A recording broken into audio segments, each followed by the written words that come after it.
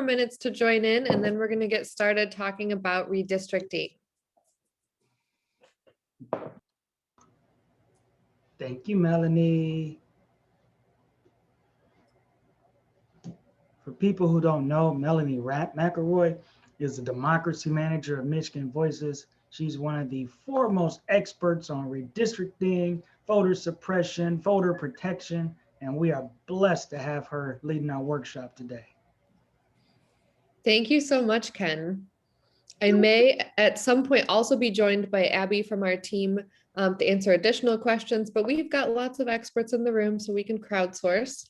We're going to give folks one more minute, but if you want to in the chat, what would be really helpful is to know, Ken, does the chat for this, is it just for our room? It looks like when I click on the chat, it's just, I see everybody's stuff. But if it is, go ahead and let us know what city you are in so that we can kind of tailor the conversation to those regions. So just let us know your name. If you're with an organization, that's fine. Anything else you want us to know about you, but it would be great to have everyone type in their city into the chat real quick.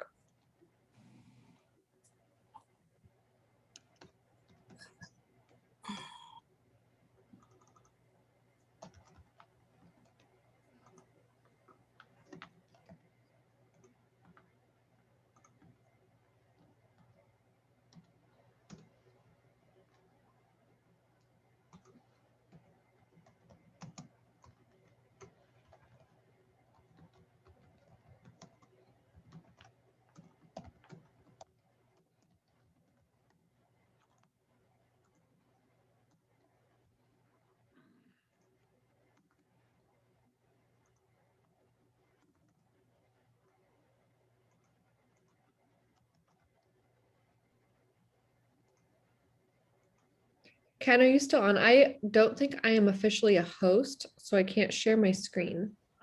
Let's fix that. Give me a It says second. host has disabled screen share.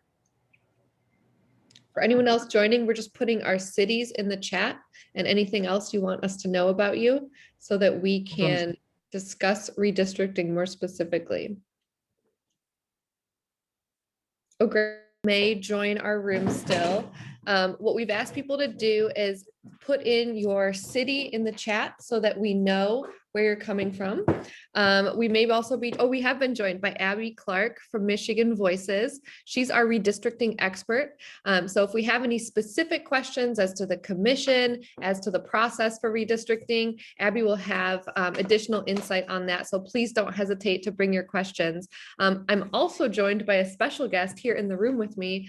Those of you who have been around Michigan United for a long time probably recognize Bartosz Kumor. He can introduce himself. Hey folks, my name is Bartosz, Michigan United member, staff member again. I'm in California mostly now, but this is forever my political home. That's my mentor. Hey buddy. Mine as well. So when he stopped by to visit, I told him this was the perfect time to chime in and say hi.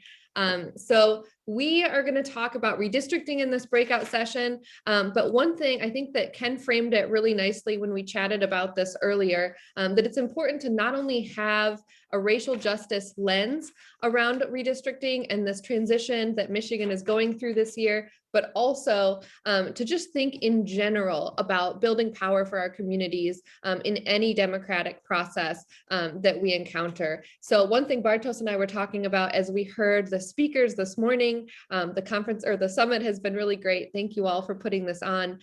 One thing we were talking about is before we even get into the commission, the process for drawing the maps, gerrymandering, we tried to step back a little bit and talk about policy in general and how all of our lives in some way have been affected by policy that was prevented due to barriers like gerrymandering.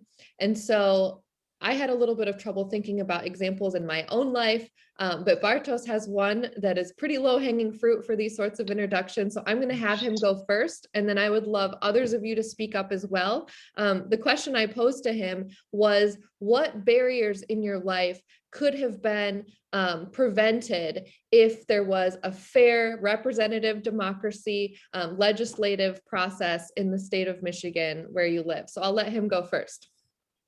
Hi, all. It's good to be with people I know and love, and also people I'm meeting for the first time and sharing my story. So many of you have heard my story before, but I am undocumented. I came here from Poland when I was 10 years old, and I am a DACA recipient. I think right now on my, I'm waiting actually on my 5th DACA renewal, and it's like, it's a crazy feeling, you know, to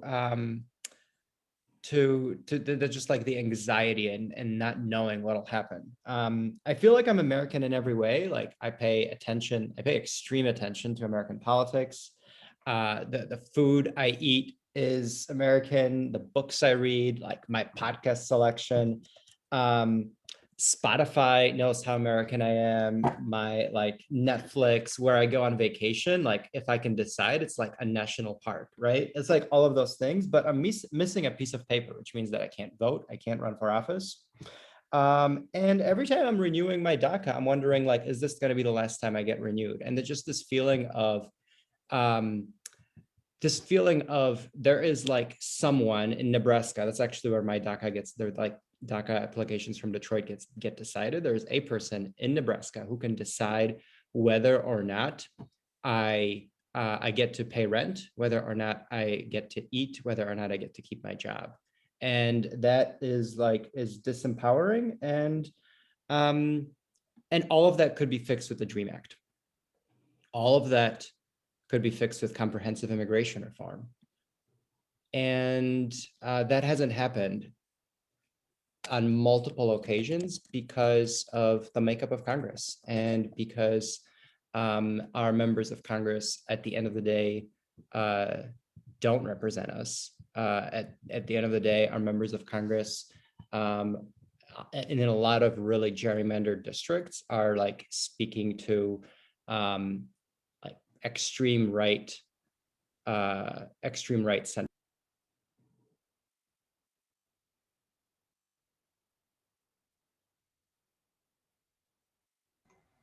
Oh, well, let me hop in there. I do apologize. I had to send Melanie McElroy back to the main room in order to get co-host so that she could share her screen when she comes back. Did not think about that. I was going to knock off Bartos.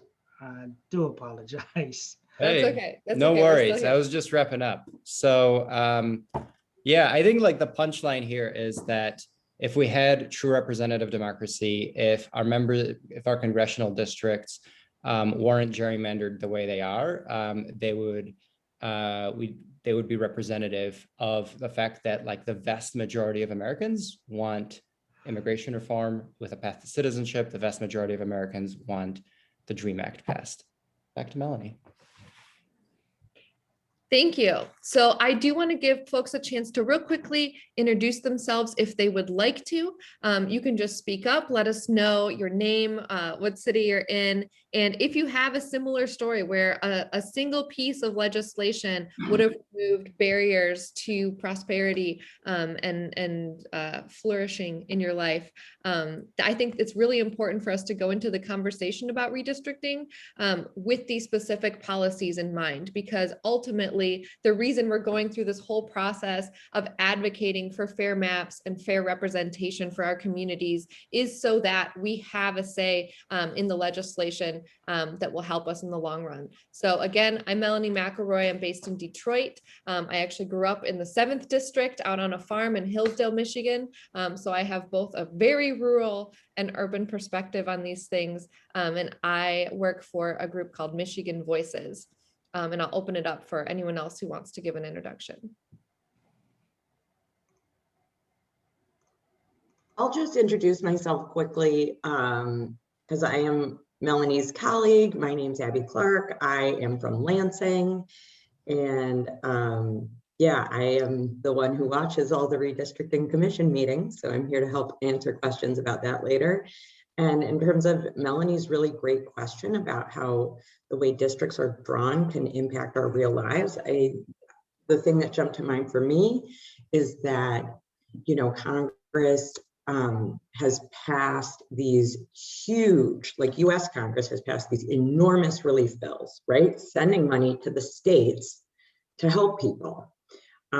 Huge sums for schools and rental relief and things like that. But then our Michigan legislature, which is overwhelmingly Republican, even though more people in Michigan vote for Democrats because of how the districts are drawn, the legislature has these Republican majorities. They have blocked the people of Michigan getting our fair share of that relief.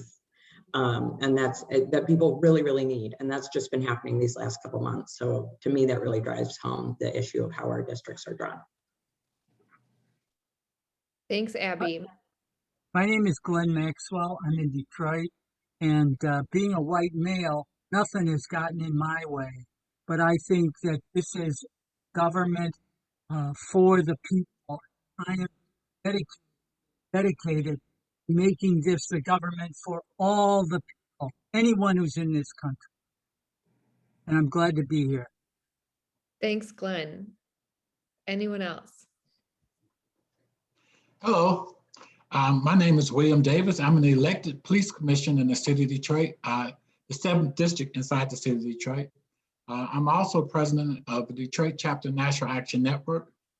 I'm also president before that of a group called Detroit Active Retired Employee Association. And I'm also running for Detroit City Council District 7. But the main thing, my main core thing that just drives me to hell and back is the emergency management law that adversely affected thousands of City of Detroit retirees and thousands of Detroiters and thousands of people throughout the state, you know, that adversely ruined many people's lives because of the way our voting system is set up, with disproportionate amount of Republicans got control and was able to push through an emergency management law even after the people voted against it. So I'm always ready to fight. Have a good day. Thank you. Anyone else? Go ahead. Hello, my name is Dale Milford. I'm a pastor in Southfield and I live in Farmington Hills. And when I look up on the map, the federal district that I'm in, Michigan District 14, have you ever seen the shape of that district?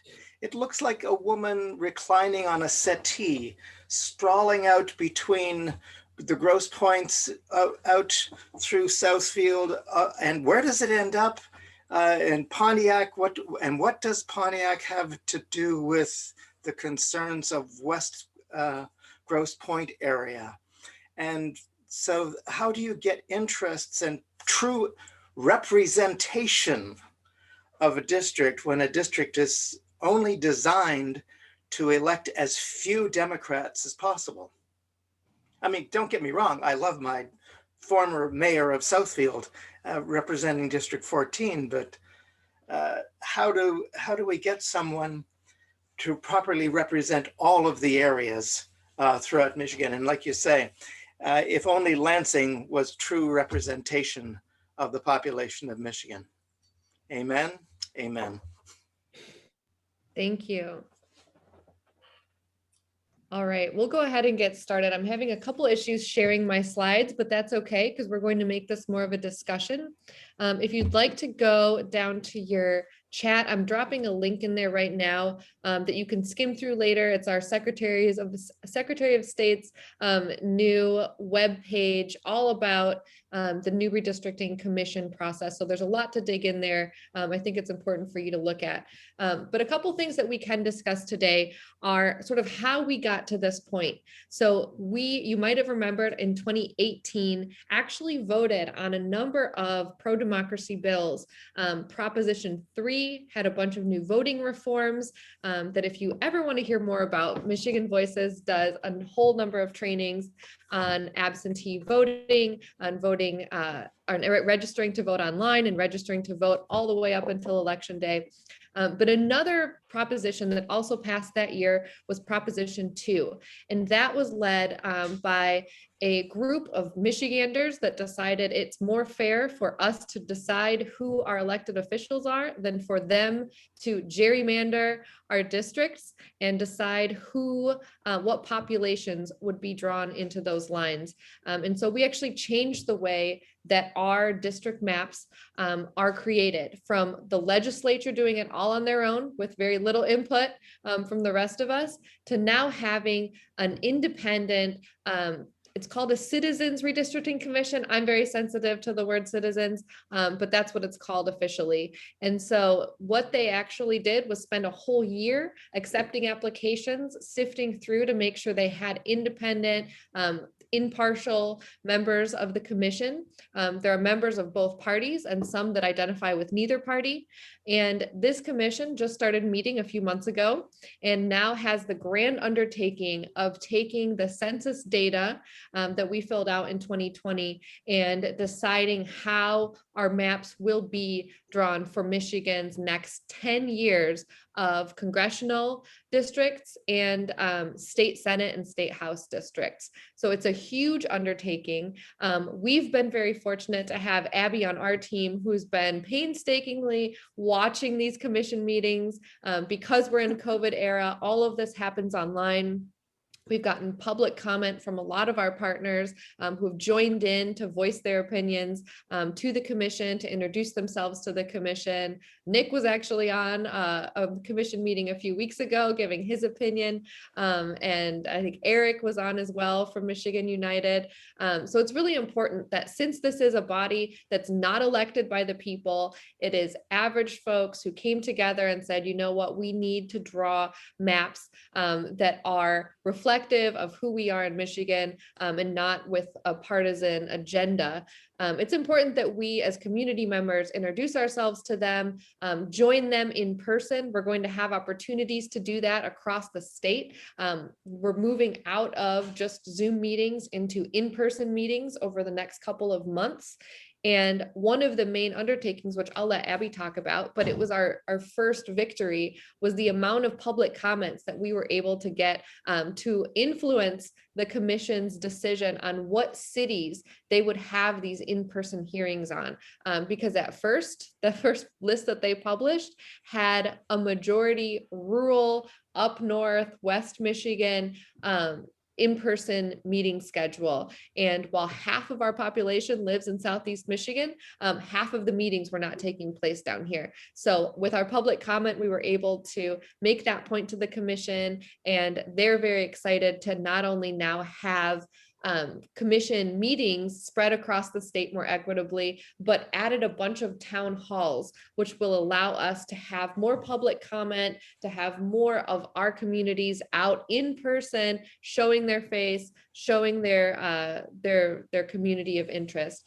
So before we get into the nitty gritty of exactly what criteria these folks are going to use to draw our maps, I want to let Abby talk a little bit about that process. Sure thing. So a couple points I want to emphasize or re-emphasize that Mel already mentioned out of the gate. One, this process is new and it's different than the way it's been done in Michigan in the past. So everyone is learning about it in real time. That includes the commission itself, that includes the Secretary of State's office, and all of us. So if it feels confusing and like it is kind of in flux, it's because it is. And it's also complicated and really, really, really hard to get your head around. I've been spending a ton of my time on it for many, many weeks and still frequently feel confused by the process. So if you feel confused, if you have questions, if you feel like you can't really keep track of how it's working or what's happening, that is really justified. So just never hesitate to ask questions and reach out, because that's what I'm here to try to help with, is to help people in Michigan who want to engage with the process have that opportunity. So just a little bit to reiterate a little bit about where we are in the process. There is this commission of 13 people. 4 are identify as Republicans, 4 identify as Democrats, and 5 identify as independent or unaffiliated. They make decisions by a majority, but that majority has to have at least one person of each party who agrees with the decision. So in that sense, it is very much set up in an attempt to be fair.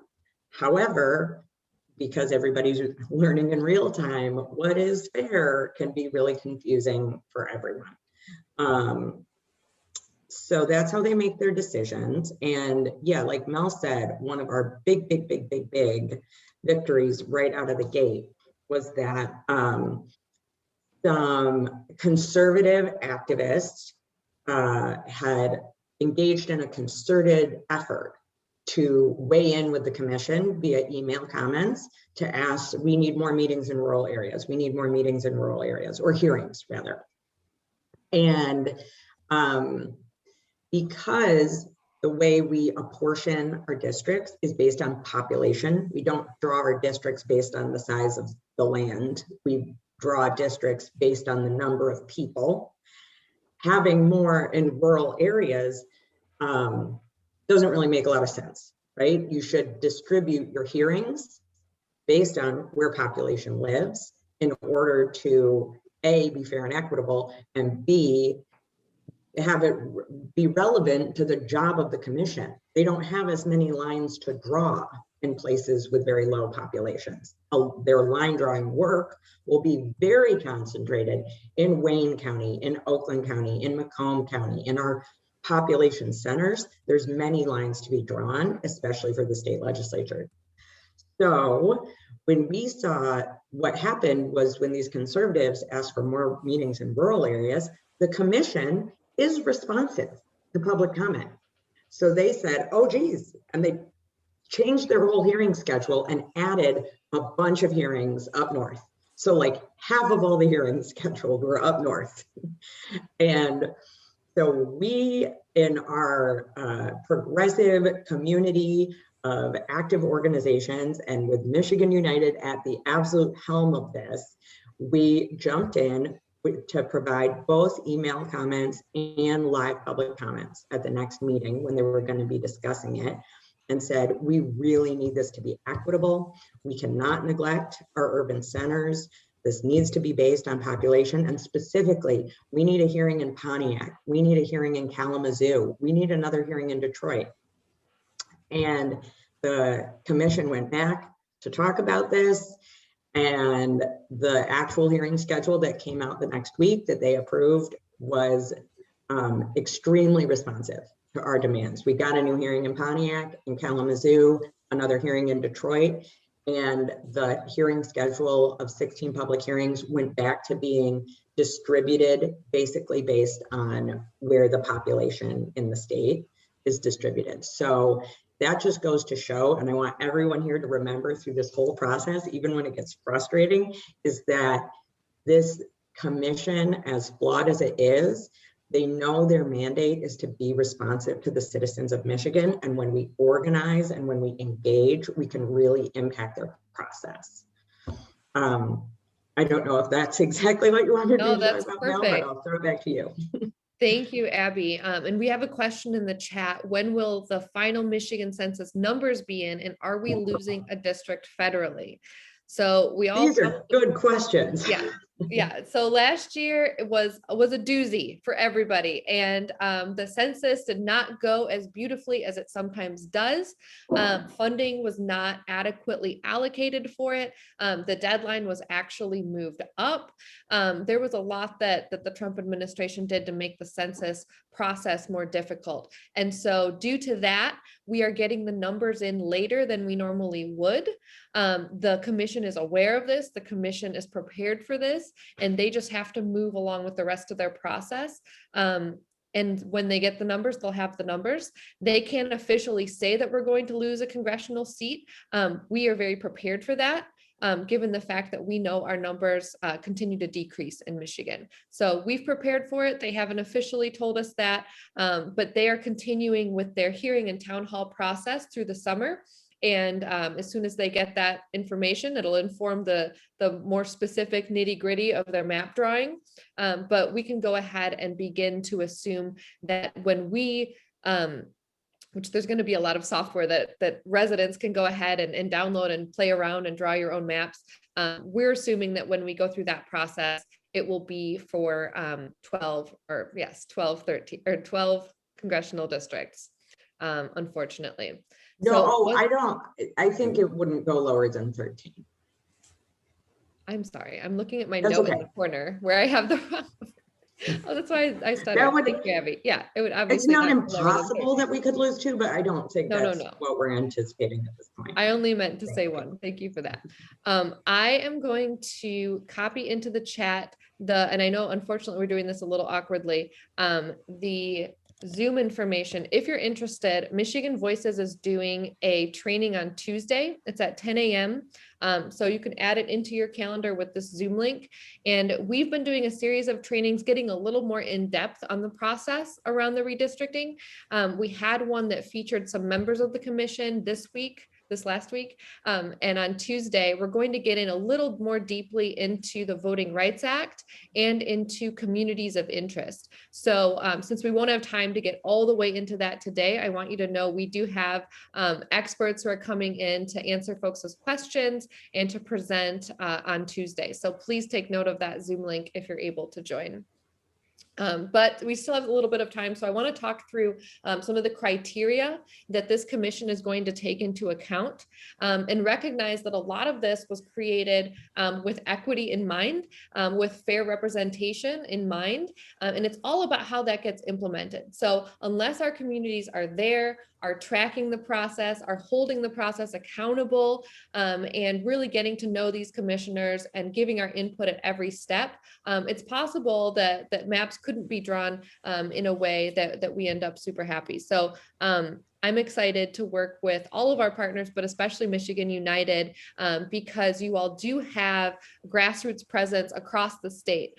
Many people think that just because the 13th and 14th districts have been in a snake-like shape over in Southeast Michigan, that's the only area where redistricting is at play. But really, we need to make sure we're out in Kalamazoo, we are out in Battle Creek, that we are all over Michigan, making sure that people understand this process and are tracking it.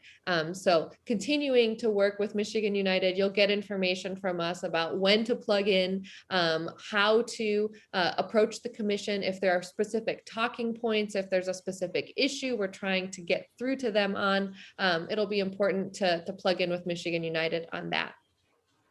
So as far as the criteria that they're going to be looking for, we won't go into all of it, but I'll just list it off for you. Number 1, they need to make sure that they're adhering to equal population and the Voting Rights Act, so that we're not drawing districts that have more humans living in them than others. So that's just first and foremost. And that's why we're holding a training on the Voting Rights Act, because that in itself is very complex. So please join us on Tuesday to learn about that.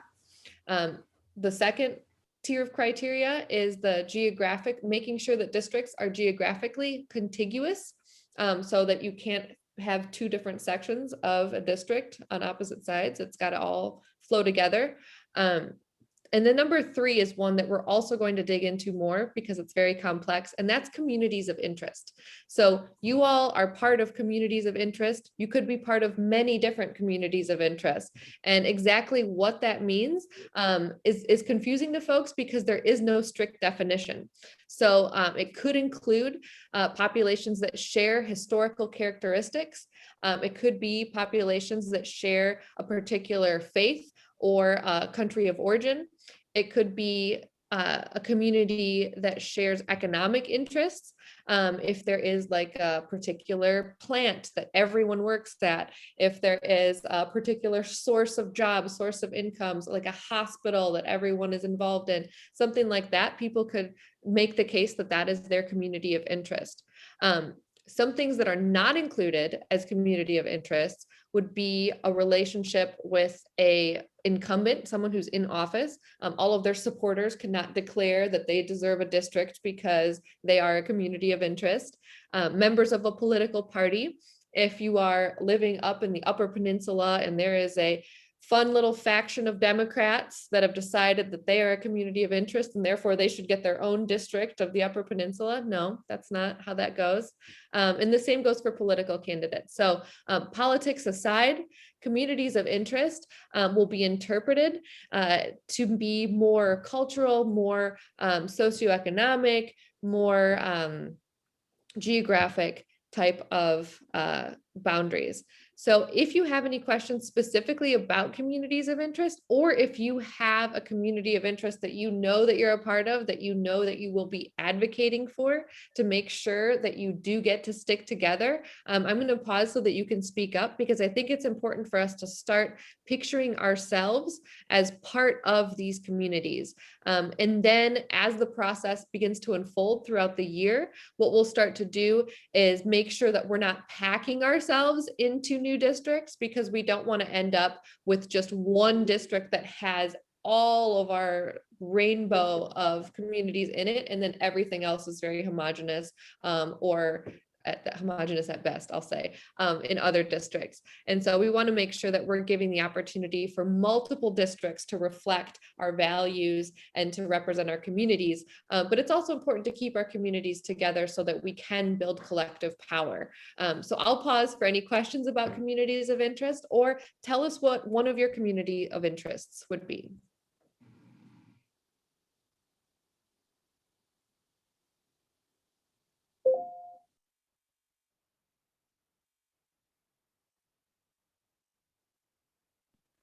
You can think of one. So I think of like union workers and people who work at maybe factories or in certain employments who they live around an employment area, but they may get divided up into different districts, and that will dilute the power of, I think of like factory workers or other people in impeding power and representation. That's a great one. And I think that that would be a reason why members of particular unions or people who work at like one mega job center in a particular community should definitely make their voices heard to the members of the commission, because they all come from different places. We were actually on a call with them last week during our training, and someone was talking to them about the economic center and the cultural center that is downriver Michigan, and they weren't exactly aware that downriver existed. They thought that was just reference to the western part of Detroit. And so we were able to have community members really illustrate for them the importance of those populations in that community there. So absolutely, I think labor and I think job centers are one that I don't know if the commission speaks much about. I haven't heard them talk about that. So it'd be great to put that in front of them. Liz, do you have one? Well, I live in the wonderful 11th, so we're like the bun around Dale's cinnamon. That's what we used to describe it as when we were doing in-services for VMP. And so what does my community of Milford have in common with Troy? Like, not a lot. We're kind of all about the green space and they're about more urban issues. But more locally, for my state Senate seat, my school district is cut in half. So the school district I live in, the northern part of it is represented by one state senator. The southern part is represented by a different state senator. That's a pretty ineffective way to approach the needs of a school district that has one set of needs. So I would see like a school system and those kinds of community-based organizations become very important in establishing a community of interest. I personally feel like the public schools are the core of any community, and we have to, work hard to preserve that. So I see that as a possible community of interest for us. Thank you. And I would suggest, getting back to 14, it's the weirdest thing that Farmington downtown is excluded strategically by the gerrymandered district of 14. And you know So- why that happened, don't you? It was to exclude a representative from being elected. And we used to, Right. when I did in services for BMP, I used to refer to that as the polyp in the colon. But that's what it looked like to me on the map. But I mean, that Yeah. is how specific gerrymandering is. They wanted him not to be reelected, so they drew that line up to take in Farmington. And most people who live in the area do not even realize when I canvass that Farmington Village is not with Farmington Hills. They're not part of the, and yet they share a school district, they share roads. You can stand Everything. on one road and see both districts looking up the Mhm. street. And everybody who lives in Farmington Hills likes to spend their Saturday afternoons wandering through the village of Farmington. So, yeah. Thank you. Those are great examples. Bilal, you have your hand raised. Thanks, Melanie. One community that I think, when looking strictly at data, oftentimes gets overlooked is the Arab American community. If we're looking at Dearborn Heights, that's a population of 150,000 plus people and one of the highest concentrations of Arab Americans that we see. But from the census perspective, it's looked at as white. And so we oftentimes overlook that community as being one that's traditionally marginalized, that traditionally faces a lot of barriers to access, but doesn't have the federal protections that comes with being a group recognized by the census. It doesn't have those federal protections that comes with grants, funding. So it's rather frustrating.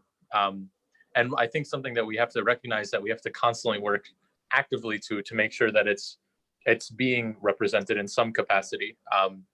And so that's one of the biggest pushes that I think we have to make when talking about redistricting in that group, and really, especially the Southeast Michigan area where we see that big pocket of that population. Thank you. Absolutely. And that's why it's important too, when we're able to advocate for census questions that really capture our communities. It's difficult because federally, being Arab American, being of Hispanic descent, Latino, these are not considered races. These are considered ethnicities. And so when you're dividing up by race, the percentages, those fall into white unless you identify as African American or other. And so it's just those numbers are never going to be accurate as to exactly what our communities look like. So thank you for uplifting that, Bilal. Abby, did you have something else? Yeah, I just wanted to jump in with all three of these examples bring up so many important points about how redistricting will play out, whether you're thinking about union workers, a school district, or the Arab American community in Michigan. One, this is why communities of interest are a factor, because that's a perfect example. What Bilal said is absolutely right. The census data doesn't accurately capture the Arab American community at all. But there is other data out there, and that is clearly a community of interest under the vague definition that does exist. So to present that to the commission with data, with maps, that is something they are obligated then to be responsive to. But then I think it comes back on us to ask ourselves some really, really challenging questions about power and district drawing, right? We're all going to have to think really hard about things like a community of interest. Does it, in terms of having the power the community deserves, is it better to have that community all in one district or in multiple districts? Because theoretically, if you're all in one district, then that elected representative would be extremely accountable to that community. But Other electeds would then maybe be less accountable. And only that one elected would be extremely accountable. Or if that community, let's say it's union workers, are not a majority in a district, but a significant population in a number of people's districts, would they then have the ear of more elected representatives? So every community of interest is going to have to think about that. What are you asking the commission to do? Do you want to all be in one district, or is that maybe not necessarily what you're asking for? These are going to be very difficult questions with no like clear, easy answer that everyone's going to agree with. The other thing that I just want folks to keep in mind is, at least with congressional districts, they are big, right, in terms of population.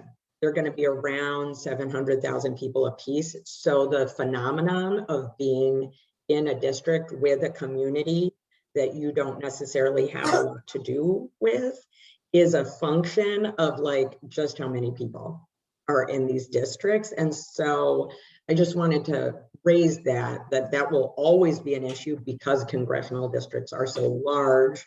And that is just a fundamental issue based on the population growth of the United States over the course of its history. There used to be very few people in the United States, so each represented fewer people. Now there are well over 300 million. So each of the districts is very large, and it makes things weird. Now, which brings me to my last point, then I'll stop talking. I want us to make sure we're prioritizing in our minds the state legislative district drawing just as highly as the congressional districts. It is so important. I think the way our state legislature impacts the lives of people in Michigan is so profound. And those districts, they're much smaller and they can be much better drawn and much more targeted to certain populations. I mean, your voice can get so much less drowned out in these districts that have, I believe state reps, it's about 90,000 people in the district. So I just want people to really make sure they're not forgetting about the state legislature when they're thinking about the district drawing. Thank you, Abby. Other questions? Yes, Dale. Abigail, do you know if the commission is going to be receiving any consulting from marketing analysis? I'm thinking particularly of Experian has a system in place, geographic demographic analysis they've been doing for decades. It's called the Mosaic system. And they have lifestyle analysis, survey analysis, down to zip+4 throughout the entire country. And they can do a profiling that's much more refined than the crudeness of a census tract. And it's a much more dynamic and ongoing profiling. Have they considered bringing them in to talk about when you talk about communities of interest, there's also lifestyle choices within neighborhoods that could and should be, I think a marketing consultation like that might give them a greater depth of understanding of the communities. I have a three-pronged answer to that. One is, I believe they're statutorily obligated to focus on census data, particularly, like based on the Constitution, right? We base this system on the census. But they have, they get continuing education. They meet every Thursday, and every Thursday, at least an hour is devoted to having experts present to the commission so they can learn about Michigan and their job and the different communities and data and all those things. So I think that's what jumps out to me as the place where something like that would most likely be presented is in one of those continuing education segments. And I think it's a very good suggestion. And that's where emailing redistricting@michigan.gov it's a great place to suggest that. Or if we really think that's important as a group, we could organize around suggesting that. And thirdly, I want to emphasize that this Citizens Redistricting Commission these are regular people. And they are learning as they go. They are not data experts. They are not mapping experts. They are not demographers. So you can tell that they are drinking from a fire hose in terms of the amount of highly technical demographic data, mapping technologies, everything they're having to learn. In addition to meeting schedulings and who's paying for what and AB setup and have they posted an RFP and blah, blah, blah. Like they are. So that's the kind of thing. Also, this process is going to be going on for months and months. We're not going to get the census data until September. So over the summer, to have them get a presentation on that might be great. So. Thank you, Abby. Other questions?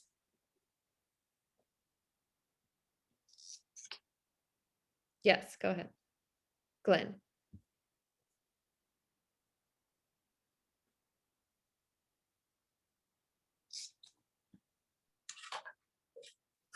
There we go. I have a wandering mouse.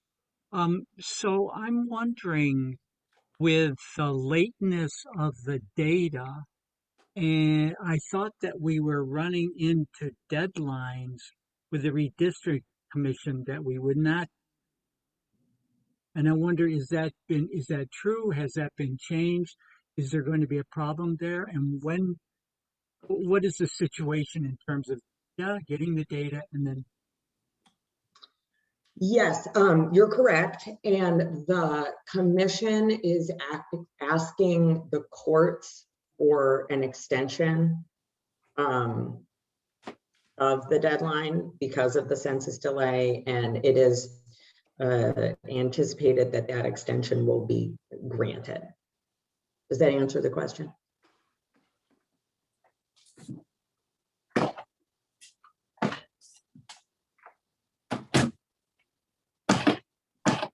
Do you have your hand up? Oh. Maybe not. Okay, well, folks can feel free to cut me off if you unmute yourself and had a question. I just want to wrap up the rest of the redistricting criteria. The top three that we're really focusing on is the Equal Population and Voting Rights Act, being geographically contiguous, and then the communities of interest. I think that's where we are really able to weigh in and have an impact as a community. But just so that you know, the following four are that there's no disproportionate advantage given to any political party, no favor or disfavor to an incumbent, elected official, or a candidate. It reflects consideration of county, city, and township boundaries and is reasonably compact. So you may have a funny face right now because you live in a district or know of a district that didn't necessarily follow these rules.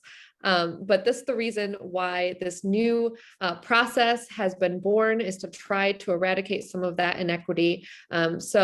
These are all things that we should be keeping in mind as we start to play around with map drawing software. Not everyone is going to find that interesting, but a lot of our partner organizations will be training people on how to use some of this map drawing stuff so that you are able to actually present the commission with examples of maps that would authentically represent each of your communities. So it's important to start to wrap your head around what exactly that would look like.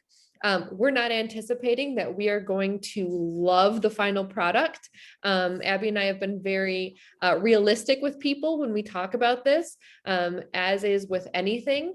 If the result manages to upset everyone a little bit, chances are that it's fair.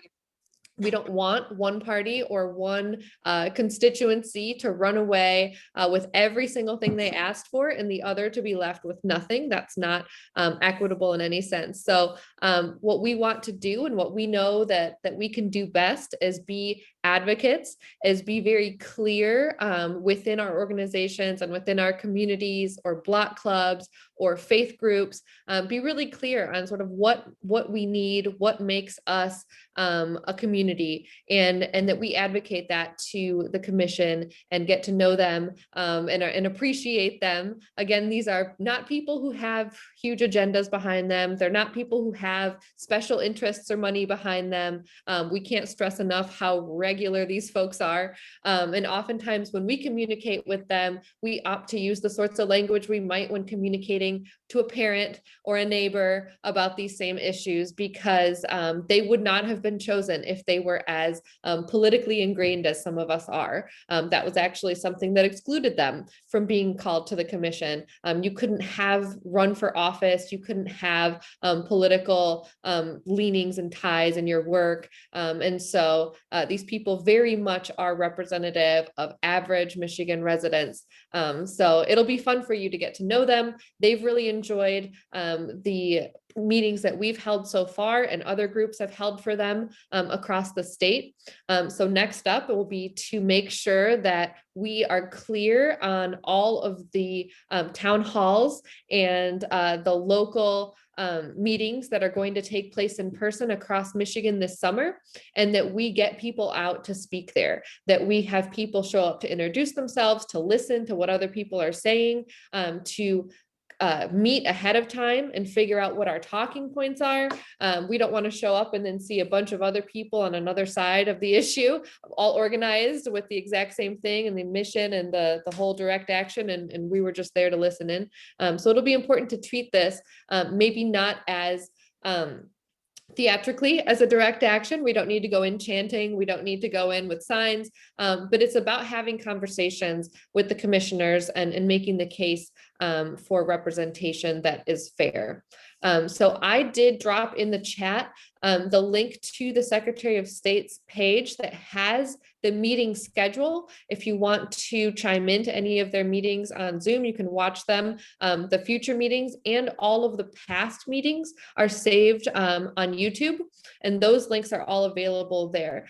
So if you want to scroll up in the chat and see where I plopped that in, you can also very easily Google Michigan redistricting. If you're in your car or not able to look at the chat right now, Googling Michigan Redistricting Commission or Michigan Redistricting Meetings will get you those links. And the Secretary of State's office has been great at helping to catalog and log all of that so that we can go back and watch past meetings and easily share all of that stuff. So Michigan United is one of Michigan Voice's partners. So any information that we have is available to your leaders there. Any trainings that we hold, any materials that we end up printing or handing out, that's all available to you as well.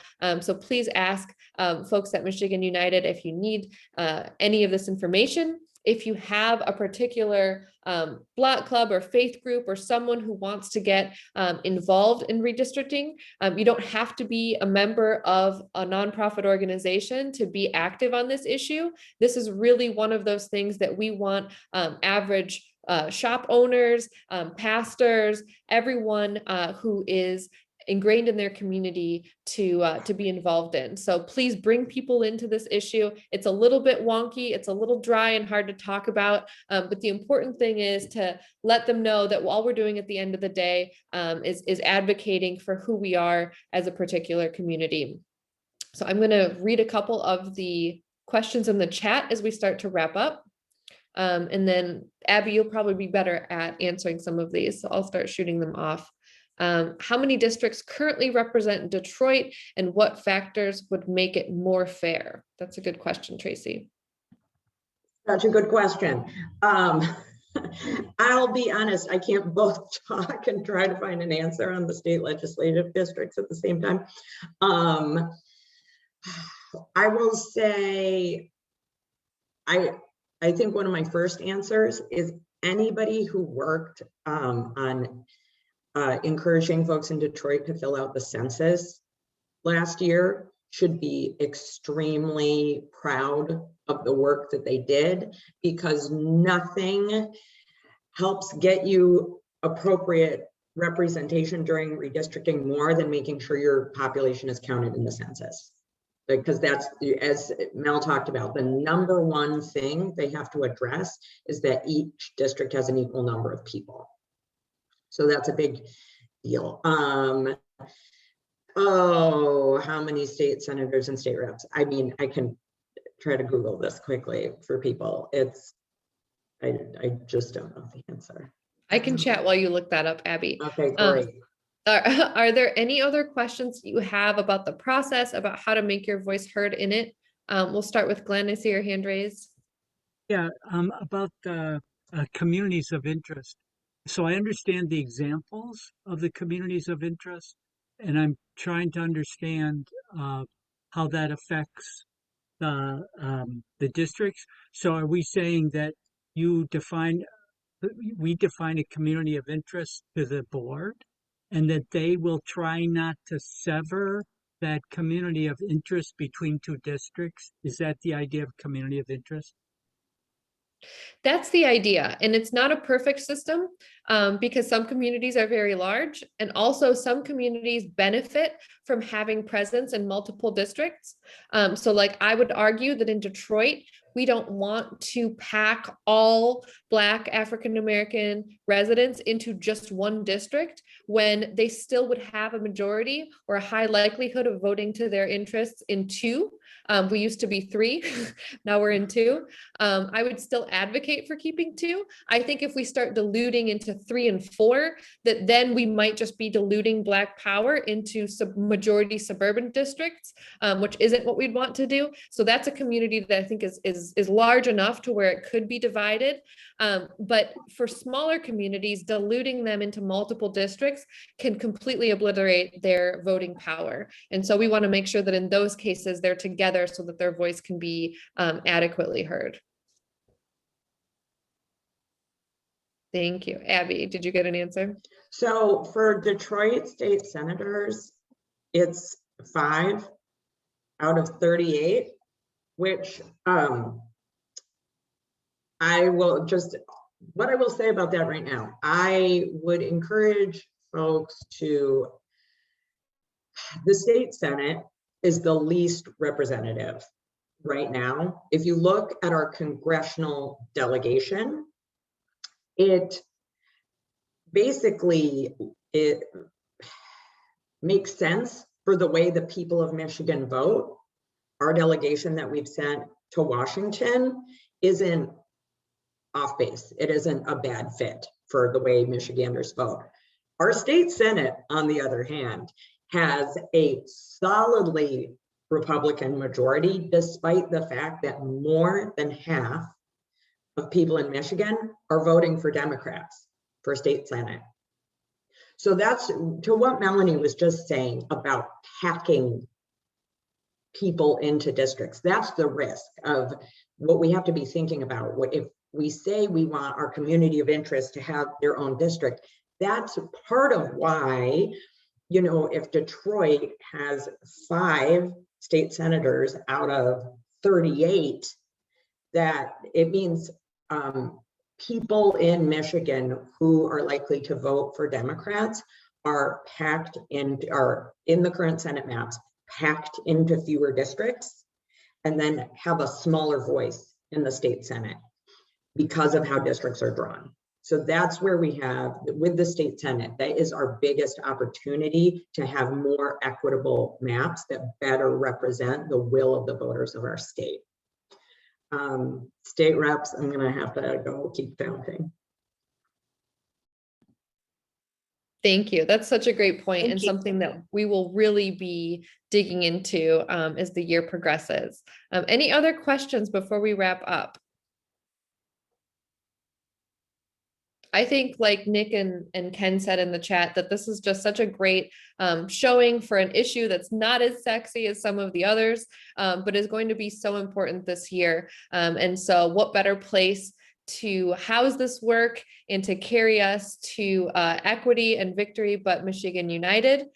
So please make sure that if you are not already a dues paying member of Michigan United, that you click the link, that you join, because we want you on our team. And as an umbrella of many organizations, Michigan United is one of the strongest Michigan Voice partners. And it's so important for us to make sure that when we identify gaps in these processes where we need grassroots power to fill in and to step up and really advocate and promote fair and equitable maps, that we have partners ready to go and adequately resourced. So I want to thank Ken and Nick and the rest of the team at Michigan United for already being with us this first part of the year.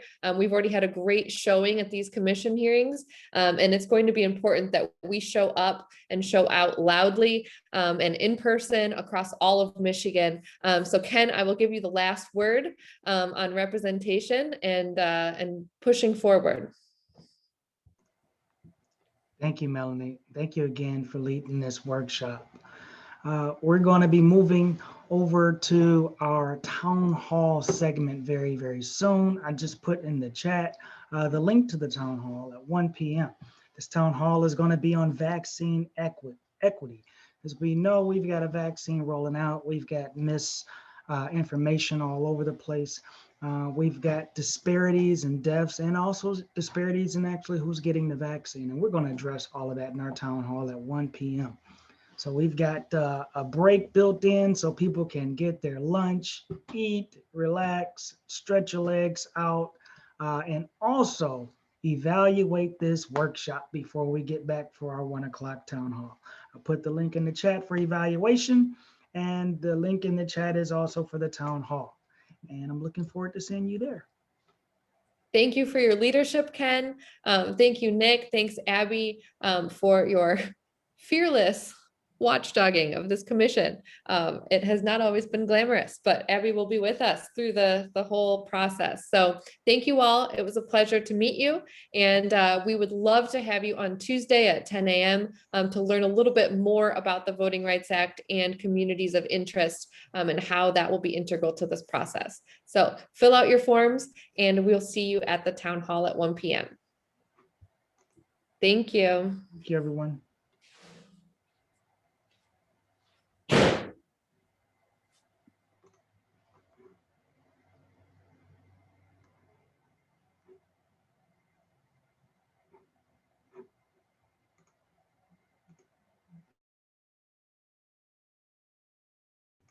And I believe the women's workshop is still going on. So if you click leave room to go to main session, you should wind up back in that workshop for the closing.